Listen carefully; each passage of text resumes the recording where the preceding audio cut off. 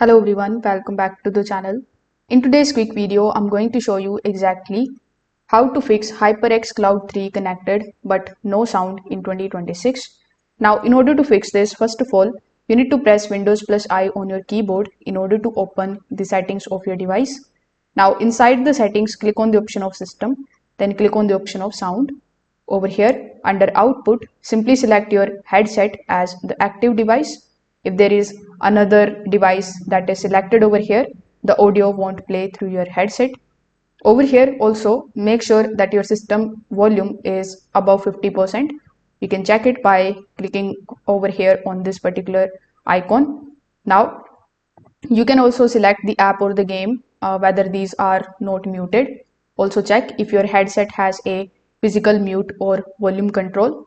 You can then scroll down a bit and select the option of more sound settings. Here, when this type of pop-up opened in front of you, under the playback tab, simply select your headset and you need to click on the option of set default. This ensures all the system audio is routed correctly.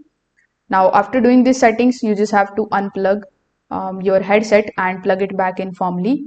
If you are using USB, you can try a different USB port. If you are using 3.5 mm jack, just ensure that it is fully inserted.